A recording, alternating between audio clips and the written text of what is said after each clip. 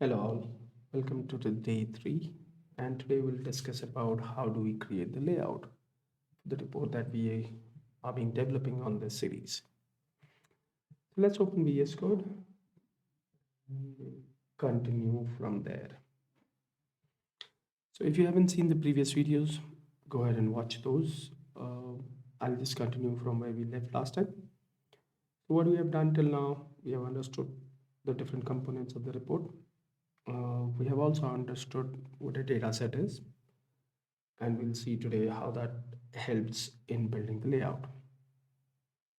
Now in this scenario, we are using the sales invoice line data to be printed in a list report. Now let's talk about the visual component of the report. So that's what user sees on the screen when they run the report. Now, if you are or if you were a NAV developer and now recently shifted or being started working in AL from CAL, you might notice a little bit difference here in terms of how layouts is being created. Earlier it was stored as one single entity, but in AL they are actually stored as two different entities. So to generate the layout, you need an RDL/RDLC file, and that you have to manually define in your report. What you can do in the report properties areas is you can actually click and set a property called RDLC layout.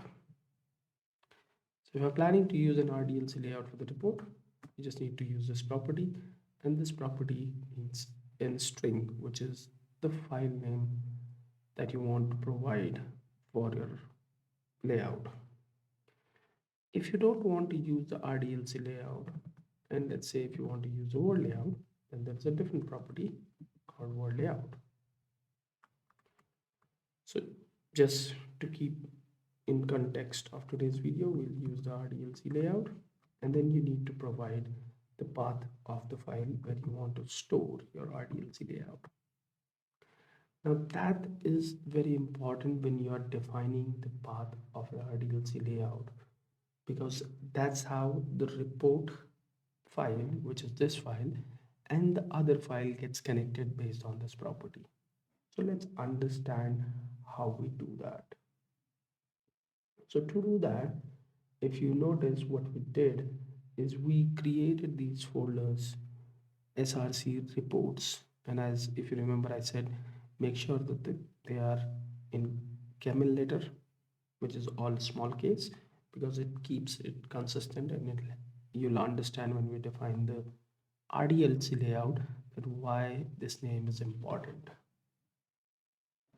Okay, so I would like to store my layout file also inside the same folder just to keep it simple.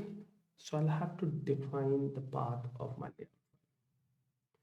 So what I'll do is I need to find the root, which I define by dot, and then I'll navigate to that folder, which is that the file should reside inside SRC, and then inside that there's a folder called reports, and then I can name whatever the file name that I want to give. So just to keep it simple and they kind of align to each other, I prefer to keep the layout file name same as the report name.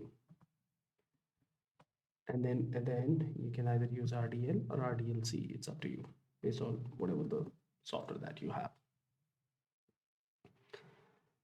Now, if you have different cases in the name, then make sure that you use the same case here. Otherwise, that can break your report, and we'll understand what that means by that. If you have multiple extensions in one of the workspaces, then you need to make sure that you are pointing it to the right folder while you are defining this. Now we have defined this, but where is that file and how we define that file is also super important, because based on that you will design your layout. Now there is a way, like when you do an F5 it publishes it, when you do control F5 publishes without debugging and all. But then there is something called as Control Shift B. And let me write it down for you. It's Control plus Shift plus B that builds your solution. Now, when you build your solution, the layout file will get created automatically by the compiler. So let's do that. So what I'm doing right now is I'm doing Control Shift B, and you'll see one more file will get added here, which is SDH sales invoice lines.rdlc based on the name that I have provided to my report. If I have mistakenly, let's say, typed here R capital, just to take an example, and I do a build, it'll actually create a folder. Oh, sorry. If I, maybe it doesn't happen in this case, but it surely happens in the other case. But let's try to add some crazy characters in between and let's try to do a build. So you will notice the system have created that folder that you just named here and also added a sales invoice line file here. So you need to make sure that your folder mapping is exactly same and the name or the path of your RDLC file is correct so that it creates the file in the right location.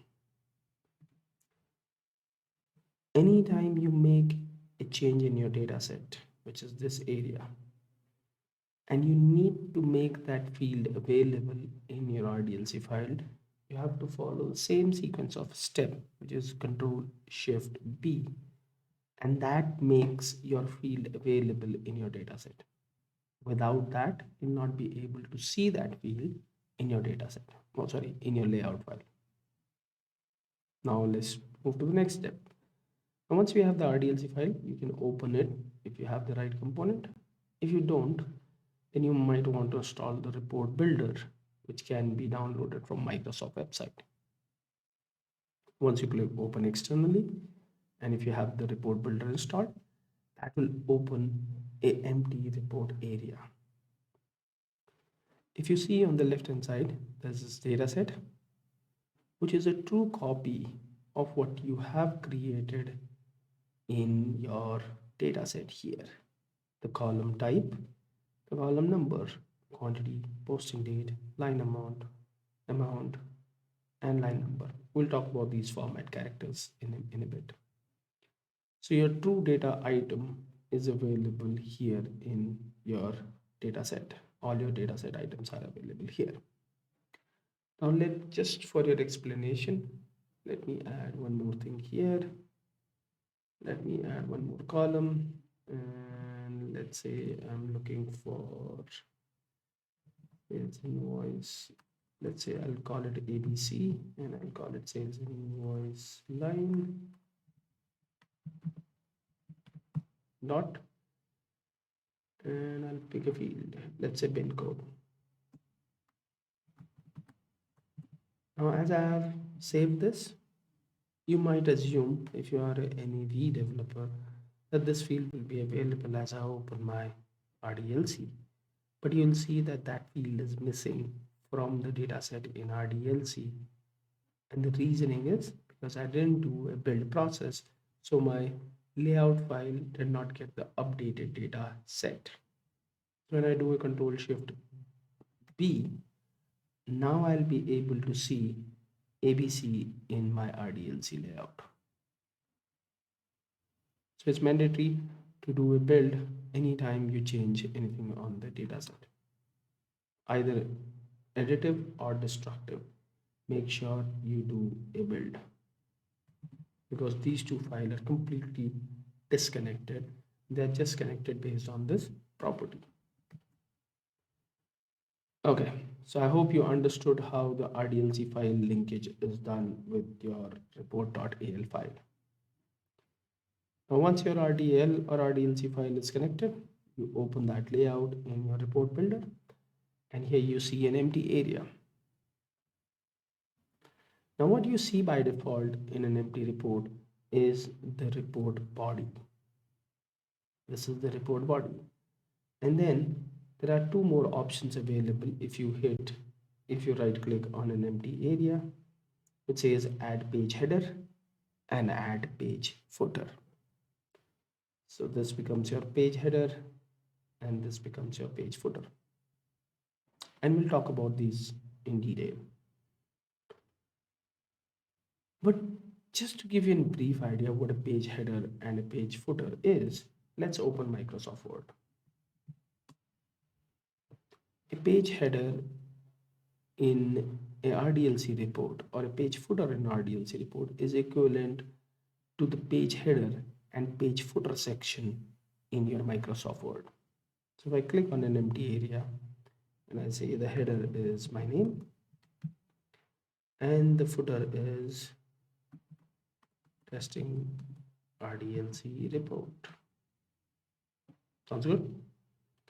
Now, if I add some junk text here, just to kind of show you what happens when I go to the next page. And one more thing, if I also add some junk text here, and same if I add some junk text here. I have added some junk text into the header, some text into the footer. And you can just see that by the bold and not bold characters. Now notice something here in these two pages. The header section is repeated as it is on every page. Same for the footer section is repeated exactly same on each page. This area is the playground where I can do my stuff, where I can write that this is whatever I want to write. This is a demo of header, body, and footer section in a report. So the area between header and footer is the only area which doesn't repeat itself until unless you intentionally do it. But the header and footer will remain consistent in every page as you print them.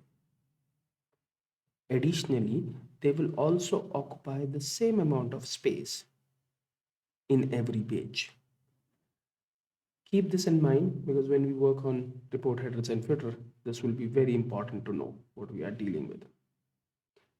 So the same rule applies here. Anything that you define in this area, that will remain fixed for each page of your report. What you define on the page, report page headers and report page footers. The only area that is dynamic is your report body. So then you might say then we should always use body, but there are situations where you would prefer to use report headers and report footer, and we'll come to that in future. For now, I'll just remove these two sections. Let's talk about the next thing, which is 90% of your layout is kind of relies on that component of the report, and that is a table, or you can call it as a table X. Now a table is a combination of row and columns, simple, and a table again have an header, a data, and if I insert a row outside group below, a footer. Don't confuse it with the page header and page footer. This is about this table. This is the table header, and when you create a new table, you'll see this says header. The row with three dots or three lines into it is the data or the body, and then the last, which is optionally that you can add, insert row outside group. Outside group above means header, outside group below means footer. And this statement is only true if there is no grouping or anything crazy on this. If you see three dots and no other lines into this, then anything outside this group will be a footer. The similar kind of rule applies into the table header and table footer also. The table header always execute once. The table footer also execute only once. The only variable part is the body or the data row in table that repeat itself based on how much data is provided from the data set. So now let's understand that. So how many columns I have? I have type, number, quantity, posting date, and let's see on our VS Code actually. I have these column 1, 2, 3, 4, 5, 6, 7. I have 7 columns. So let's make a table with 7 columns. Already 3 columns.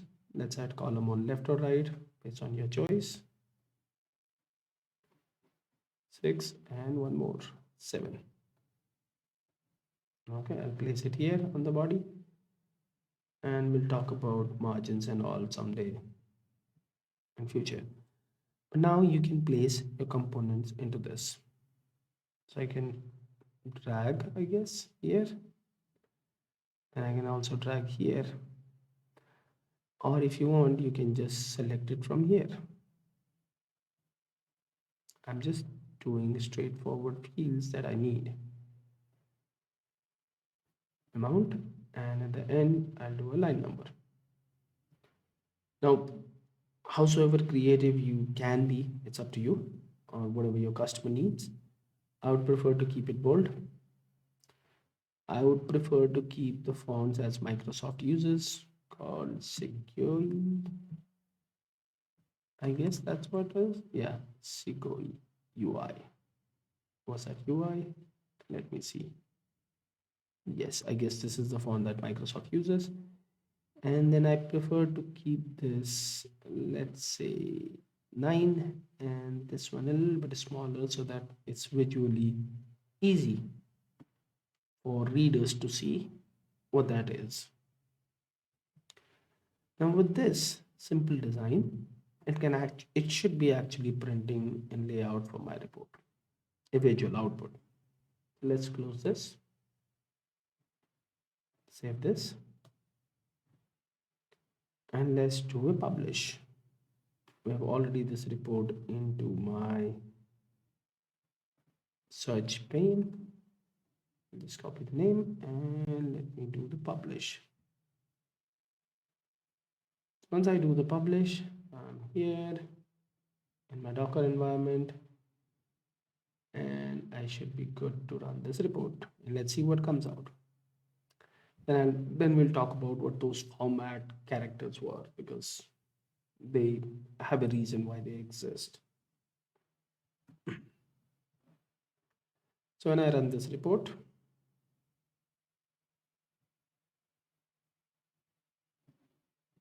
let's see what output we get out of it. It's trying to render the output, maybe because it's for the first time, and then we'll see what the output look like. Okay, so now what we see is, and let me zoom this in, I have some information which I expected the way it is, but there is some which I didn't expect it the way it is. The number is being printed, the quantity is coming numeric, posting date, have date and time, line amount is missing some numeric factors, same for amount, and then the line number as it is. And then there are these crazy boxes around it which I hate, right? So let's try to modify our report a little bit. I'll open the RDLC again. Now let's pay a little bit attention again on our data set. There was a quantity format, there was a line amount format, and then there is an amount format. The reason these three formats exist is the value that is provided by your data set in your AL file is a numeric value. And for numeric values in Business Central, you can define different kind of SML notification that I needed 3-digit numeric value and things like that. So to support that, there's a format value that's generated for each numeric field. Okay, and we can use that format property into my layout body.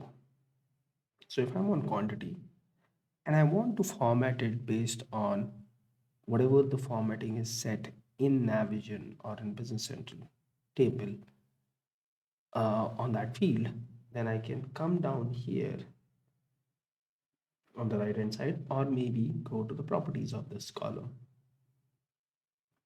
and look for the number. Now that's where you define the formatting.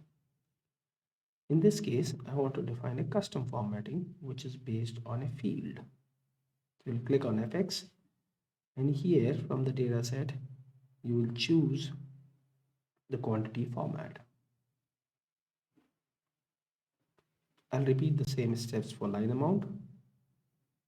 Right click, properties, number, custom, line amount format. Okay, and I'll do it for same for amount. If you prefer, you can do it from here also. You can chart this by A to Z and then look for format, and then you can choose again format. The next crazy thing that we saw was that there were some boxes around the things that are being printed on the report. That by default comes whenever you add a table. So you can select the whole table X, all the cells, and then remove the border color, and then also remove the border style. This way you'll not get the boxes. The another crazy thing that we saw was that there were posting date had the date as well as the time, where we prefer the time. For that, Navision or Business Central, you can format that in your report if you want, or you can also go to the text box properties, number, and format that date based on any of the valid type that you or your customer decide. And the the execution of this layout will support whatever you choose here. Now, if you have to do a center line to some value, let's say you want quantity to be center lined, you can choose that, keep that as center lined. If you want, which is in default setting, that the numeric values are always right aligned and their captions also are right aligned, you can do that. So all kind of changes that you're doing here, if you want to have a background color, you can come here, you can pick from here and define a color that you like. Say this one. Oh, that looks pretty ugly. Let me pick something simple. Okay. Now we'll see how this is repeating in a while. Okay. Save. Yes. And let's do a publish. Okay, let me get the name. Just sales invoice lines. Let's search for it. And let's try to preview this. So now this time, if you see, the dates are coming into the right order.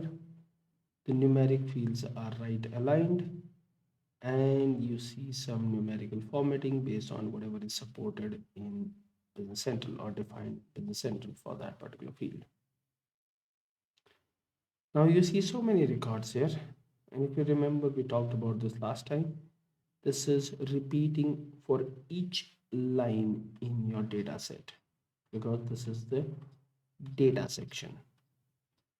And the header section that we have in this report is at the top. Let's go there, and it only prints once.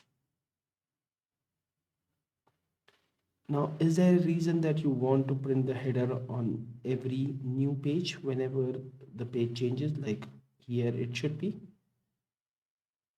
That's also possible, and we'll talk about it into the next video. Thank you for all your questions that I'm receiving on comments to this video. I'll make sure that I cover all these topics that you are adding as comments to this video.